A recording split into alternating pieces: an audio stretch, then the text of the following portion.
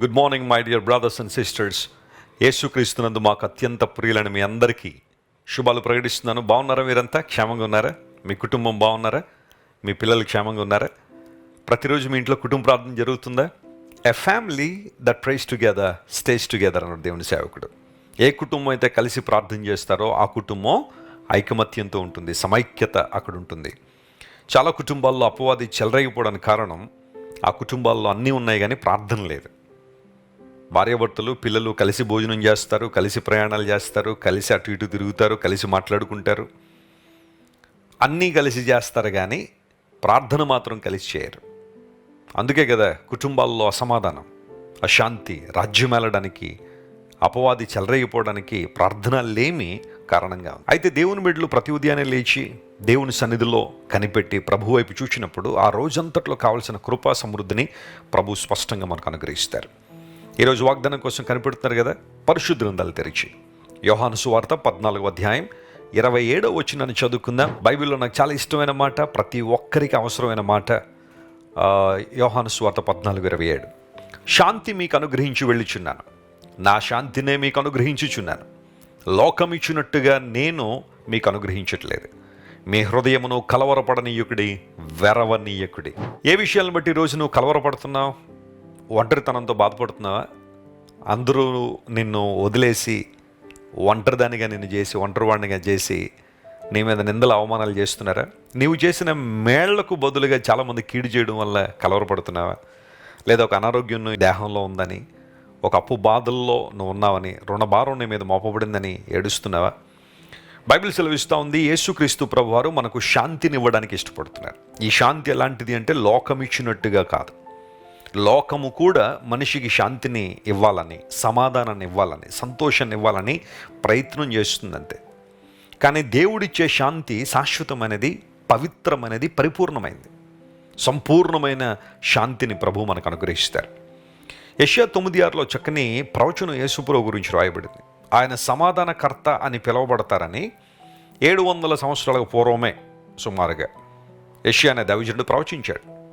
Messiah ఈ లోకానికి వస్తే, అంటే లోకరక్షకుడు ఈ లోకానికి వస్తే, కులాలకు అతీతంగా, మతాలకు అతీతంగా, ప్రాంతాలకు అతీతంగా రక్షించబడడానికి మనుషులు ప్రార్థన చేస్తున్నారు కదా.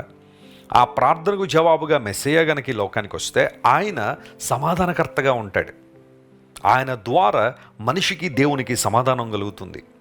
ఆయన సమస్తాన్ని సమాధానపరుస్తాడు తన రక్తము ద్వారా. ఎంత చక్కని మాటలు బైబిల్లో మనం చూస్తున్నాం. ఈరోజు యేసు ప్రభువును కలిగి ఉండి కూడా, సమాధానకర్త అయిన దేవుణ్ణి కలిగి ఉండి కూడా కలవరం ఉందా? అనేకమైన సమస్యలకు భయపడిపోతున్నావా? ఓ మాట చెప్పినా, నువ్వు భయపడుతుంటే ప్రతి ఒక్కరూ నేను భయపడుతూనే ఉంటారు. నువ్వు ఎప్పుడూ దానిలోంచి బయటికి రాలేవు.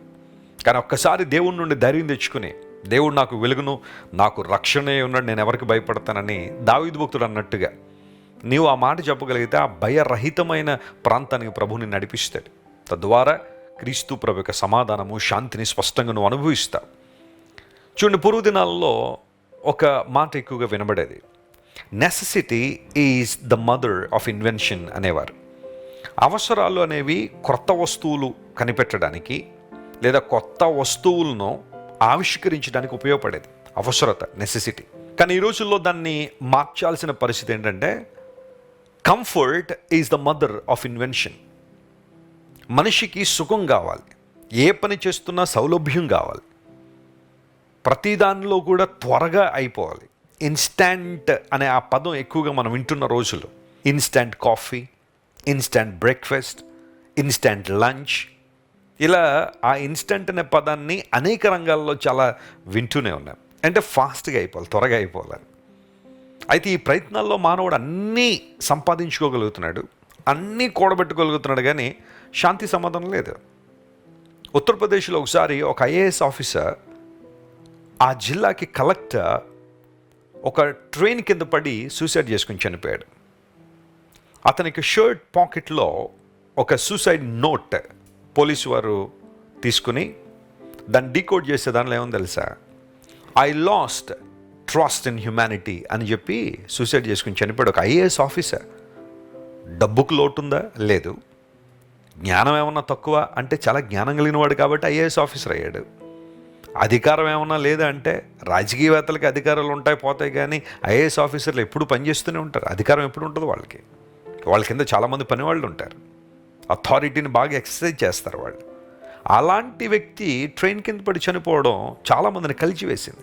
ఏం తక్కువని చనిపోవాలి, మనసులో ఏదో గలిబిలి, ఏదో ఆందోళన, దాని నుండి బయటికి రావాలని ప్రయత్నాలు చేసి ఉండొచ్చు, ఎంతోమందిని కలిసి ఉండొచ్చు, ఎన్నో పుస్తకాలు చదివి ఉండొచ్చు, ఎన్నో వీడియోలు చూసి ఉండొచ్చు, కానీ అతనికి నిజమైన శాంతి దొరకలేదు.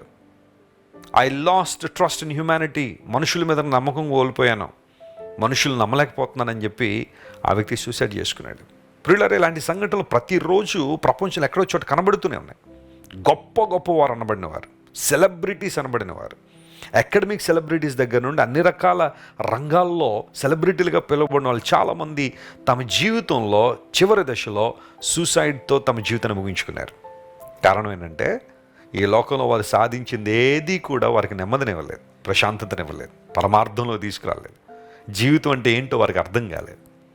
కానీ ఒక వ్యక్తి యేసు ప్రభు దగ్గరికి వచ్చినప్పుడు, తన జీవితాన్ని ప్రభువుకు అప్పగించినప్పుడు, యేసుక్రీస్తు ప్రభు రక్తం మనల్ని కడిగినప్పుడు, ఆయన రక్తధారలో మన పాపాలు క్షమించబడినప్పుడు వచ్చే శాంతి, ప్రశాంతత ఉంటుంది చూసారా, అది మాటలకు అందనిది, వర్ణనాతీతమైంది. నీ పాపములు క్షమించబడినప్పుడు నీకు దొరికే సమాధానం చాలా గొప్పది. క్రీస్తు ప్రభు ఇచ్చే సమాధానాన్ని మన హృదయాల్లోకి మనం స్వీకరించాలంటే, అనుభవించాలంటే పాప పశ్చాత్తాపంలోనికి మనం రావాలి. రక్షణార్థమైన మారు మనసులోనికి మనం వచ్చినప్పుడు క్రీస్తు ప్రభు యొక్క సమాధానం మనం అనుభవిస్తాం. ఈరోజు ఏ పరిస్థితుల్లో నువ్వు సతమతం అవుతున్నా, గలిబిలిలో ఉన్నా, ఆందోళనలో ఉన్నా, ప్రభువు నిన్ను ముట్టి బలపరిచి లేవనెత్తి ఉన్నతమైన స్థితిలో తీసుకురావాలని దేవుడు ఆశిస్తున్నాడు. అందును బట్టే యేసు ప్రభు ఇచ్చే శాంతి సమాధానం మీ హృదయంలో స్వీకరించండి. లోకం ఇచ్చే సమాధానం కాదు, అంతకన్నా ఎక్కువైన సమాధానం, శాంతిని ప్రభు మీకు ఇస్తారు. ఈ రోజంతలో దేవుడు తన కృపను మీ మీద కృమరించును గాక. ప్రార్థన చేసుకుందాం. ప్రేమగల తండ్రి, ఇంతవరకు మీరు మాతో మాట్లాడిన ప్రతి మాటను బట్టి నీకు స్తోత్రాలు. నువ్వు సమాధానకర్తవు, శాంతి దాతవు గనుక నీకు వందనాలు. మా ప్రియులు ఎవరైతే ఈ రోజున గలిబిల్లో ఉన్నారో, ఆందోళనలో ఉన్నారో, కలవరంలో ఉన్నారో ప్రభువా, వారందరినీ మీరు ముట్టండి, లేవనెత్తండి. సంపూర్ణమైన నీ చిత్తాన్ని వారి జీవితంలో నెరవేర్చండి. నువ్వు మంచి దేవుడు గనుక నీకు స్తోత్రాలు. అనారోగ్యంతో వారికి స్వస్థ ఇచ్చి నామను మహింపరుచుకునండి. ఈ రోజంతట్లో కావాల్సిన శక్తిని, బలమును, జ్ఞానమును, ప్రోత్సాహమును మా ప్రియులందరికీ మీరు దయచేసి నీ నామాన్ని మహింపరుచుకోమని యేసుక్రీస్తు వారి శక్తిగల నామం పేరిట అడిగి వేడుకొనిచున్నాం తండ్రి. Amen, amen. God bless you dear friends. Have a wonderful day. Christ worship centre ఓ బలమైన సంఘ ఉజ్జీవం. కొన్ని సంవత్సరాల క్రితం కేవలం 2 ప్రారంభించబడిన పరిచర్య నేడు ప్రపంచవ్యాప్తంగా లక్షలాది మందిని ప్రభావితం చేయుచున్నది.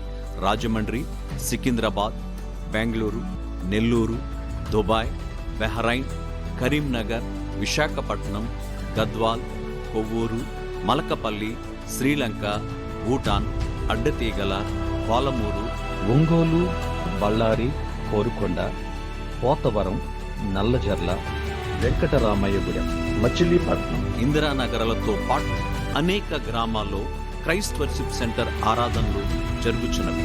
వాక్య సంబంధమైన ఉజ్జీవంలో, పరిశుద్ధాత్మ సంరక్షణలో కొనసాగాలనుకునే ప్రతి ఒక్కరికి మా ప్రేమపూర్వక ఆహ్వానాన్ని అందిస్తున్నాము.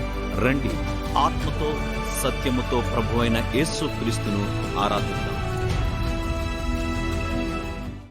మీరు ఇంతవరకు విన్న దైవ సందేశం మరియు దేవుని సేవకులు చేసిన ప్రార్థన మీకు ఆశీర్వాదకరముగా ఉన్నదని విశ్వసించుచున్నాము. ఈ సందేశాన్ని మీ స్నేహితులకు, బంధువులకు షేర్ చేయండి. మీకు ఏదైనా ప్రార్థన అవసరత ఉన్నచో మా ఫోన్ నంబర్లకు కాల్ చేయండి. దేవుడు మిమ్మల్ని ప్రేరేపిస్తే విశ్వాసంతో సాగుచున్న ఈ పరిచర్యను ప్రోత్సహించండి. మరిన్ని వర్తమానాలు, పాటలు వినుటకు జాన్ వెస్లీ మినిస్ట్రీస్ అను మా యూట్యూబ్ ఛానల్ను సబ్స్క్రైబ్ చేసుకోనండి. ప్రభువైన యేసుక్రీస్తు కృప మీకు తోడైండును గాక.